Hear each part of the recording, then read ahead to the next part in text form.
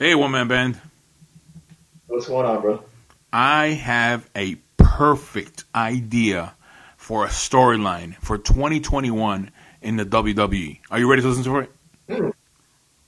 Yeah, okay, let's see. What do you got? Hold on, let me get a glass of water. Welcome to TFS Pod, otherwise known as the Few Show Podcast. This is 24/7 Lou, and that's Rick Hard. Very questionable where you're getting that water from. and that's A one-man band. Next time I'm just going to say, like the interrupting cow, move! so yeah. Welcome to TFS Pod, the number Lou, one. that water you're getting wouldn't happen to be the same company.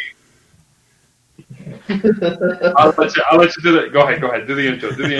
And welcome to TFS Pod, My question, otherwise known as the Few Show Podcast, number one show on YouTube, number one show in your heart, number one show in your girl's heart, and the number one show in your coworker's heart. You got that, Jeremy? Yeah, you go for it. We'll get you an autograph. Anyway, so yes, I wanted to tell everyone welcome back. Not even the right names. I see. That's how much I know him. So there we go. So that's what I want to say about welcoming you guys back to TFS Pod. In this segment, we're going to be talking about storylines, matches, predictions for 2021 that we would see or we wanted to see in WWE, AEW, maybe Impact, NXT, wherever you want to go to. We're going to go with that. We're going to talk about it in this segment. So, Rick Hard. You want to hear my idea for a good matchup that we should have? I'm just wondering if that water you were drinking happens to be by the same brand Triple H uses when he spits out water. Because if you got a really good idea, I don't know. I hear he accepted your friend request. So.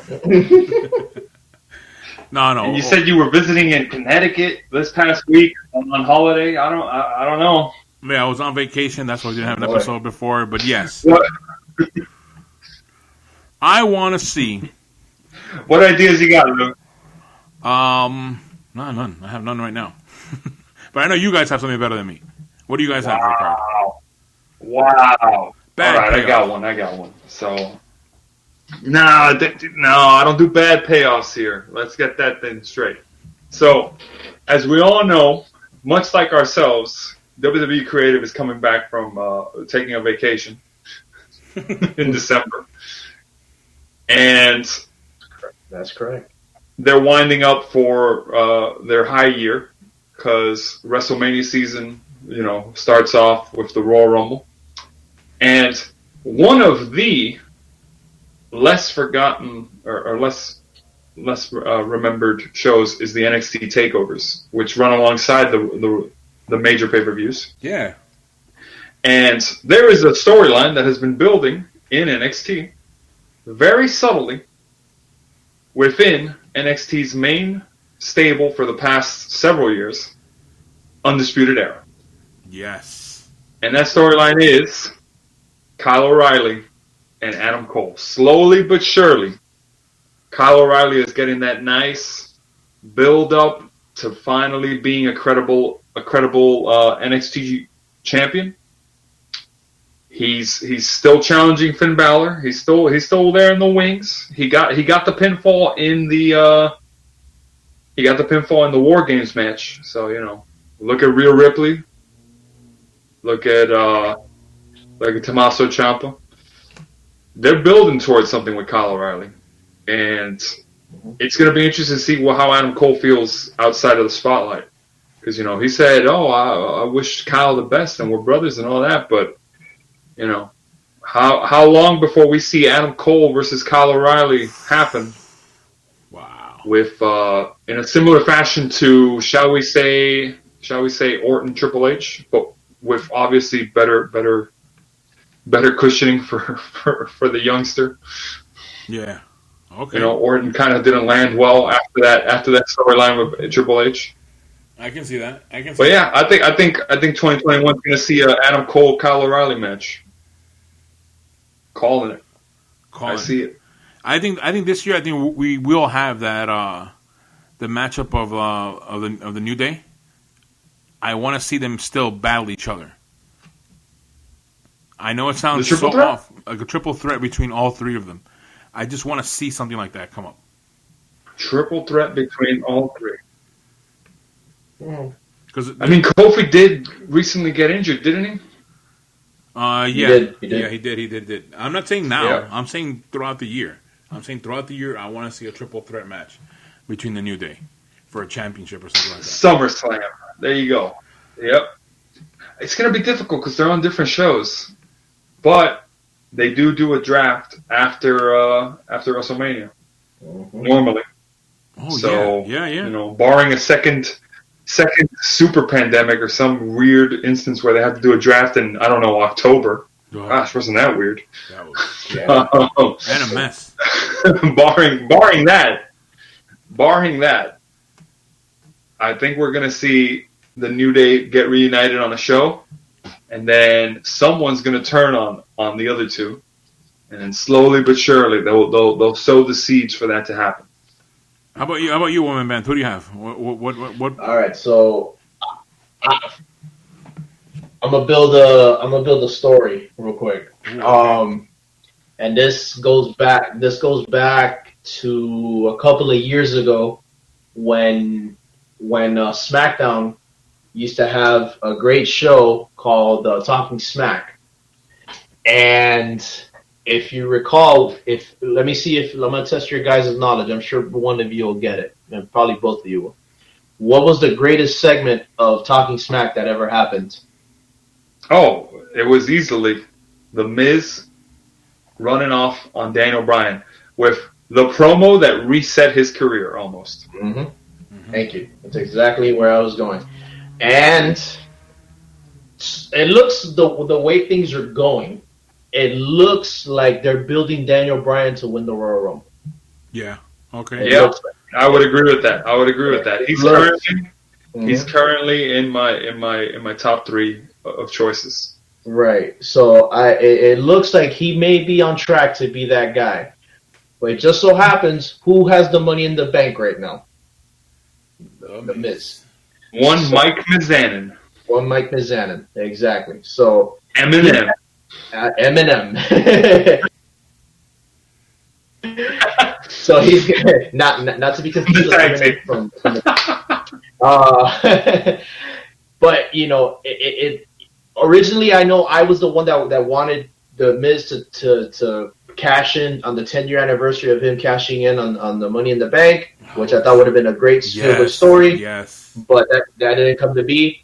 But it seems like this might be a pretty good story right here. Let's just say Roman Reigns has the belt right now. Okay. Yes. Roman Reigns has the belt right now and I say this because I highly doubt that they would pull the trigger on Drew McIntyre in this case to do this. But it seems like they're getting Daniel Bryan to be in that face persona to face Roman Reigns in this case. Now, what if WWE, because they need a feel-good story, they need something, or they need a shocker. They need a shocker because WrestleMania last year was basically the good guys prevailed. They need a shocker this year, and I think that let's just for hypotheticals, that Daniel Bryan wins the belt, and he has another cash-in happen on him, but this time it's on WrestleMania. Yeah, right after the main event. I could 100% see that. Matter of fact, the reason why they're going to do that is because, one, no way it'll top his WrestleMania 30 WrestleMania moment of winning it. Right. Like that's your highest point you'll ever get. Exactly.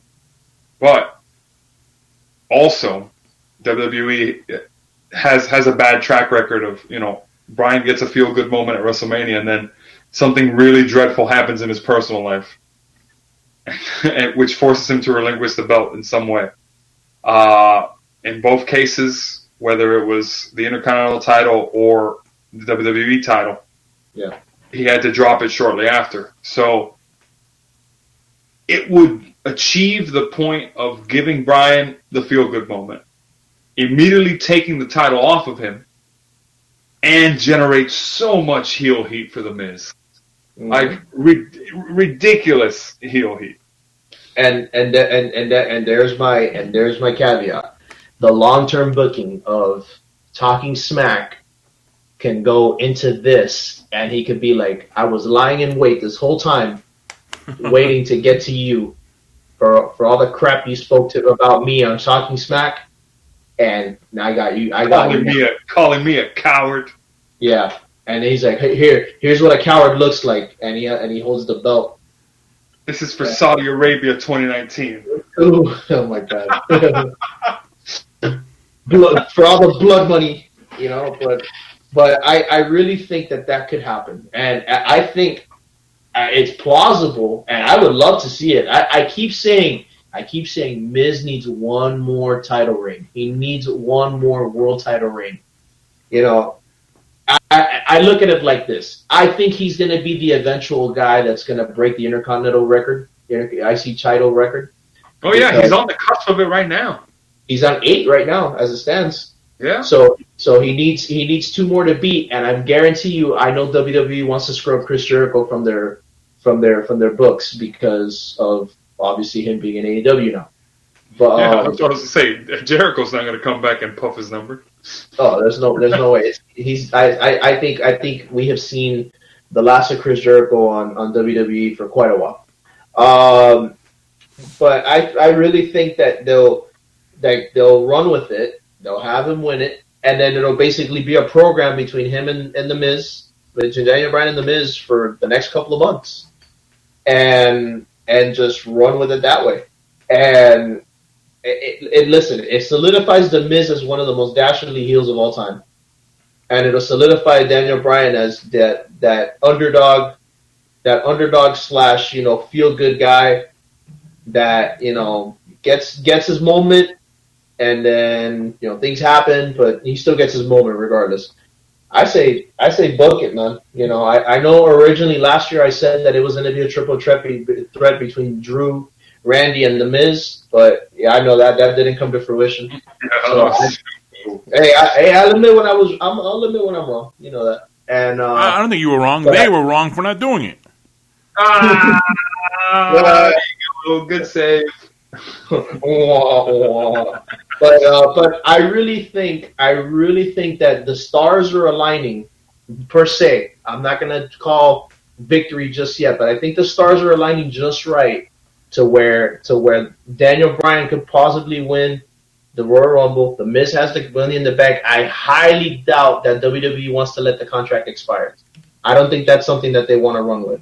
Yeah, because Money in the Bank pay-per-view is in June or May, exactly, depending on the year. It's in May, yeah. So they have to do something with it. So, Yep. And the only thing I don't want is for them to do it the week after WrestleMania. There's no crowd to send home happy. You don't have to even when Miz won the main event of WrestleMania in 2011, which look at this. It'll be 10 years since we like doing anniversary things on the show. It's a good idea, which is why WWE might not do it, but 10 years to the event, Miz walks out champion at the main event of WrestleMania 10 years later, 2011, 2021. True. And unlike 2011, The Rock isn't there to ruin it, and he'll actually remember it, and he won't get concussed. Oh, I like that. I like that storyline there. Book it, WWE. Book it. So yeah, that's it's a little bit of brief little predictions there for 2020. I'm going to throw another one in there. This one's for AEW. Kenny Omega versus Cody Rhodes. Somehow, some way, Cody Rhodes is going to find a way to be able to challenge for the AEW World Title. Yeah, I believe that. Totally. Yeah. MJF again against probably because Cody Rhodes has partially owns the company or runs it. He'll be like, I run this place. Why wouldn't I be able to do this? I'm the EVP, damn it. So yeah, there are storylines that we have that we want to see coming up now in 2021. We'll come back to this episode, by the way, to this segment, and we'll review if anything did happen. Did we get that triple threat match between the New Day? Did we get what was the match that you wanted? Rickard? The match that I wanted: Adam Cole versus Kyle O'Reilly. Yeah, I think that's close to happening very soon. And then the other story that we have. I'm not so sure about that. I think they're going to wait a couple more months, but I want to see it. I want to see it. All right, so they're going to put on a good show. We will come back to that, and also we will come back. I got. Go on. Go ahead. What were we going to say? I was going to say I have one more prediction for what a match I think will happen in 2021. And it's a bold one. I don't know if you guys want to hear it. Yeah, go for it. All right, guys. So hear me out here. I predict that Drew McIntyre, WWE Champion Drew McIntyre, is going to have a match with Goldberg at the Royal Rumble.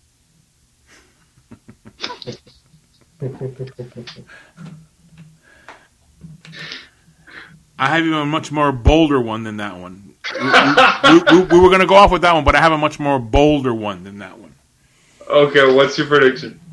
I predict that we're going to have a tag team matchup with our manager in the corner against this team.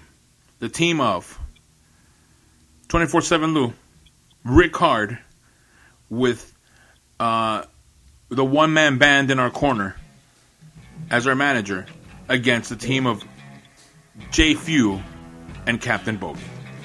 Oh, God, that's not even a challenge. I don't know why I predict Brad Payoff.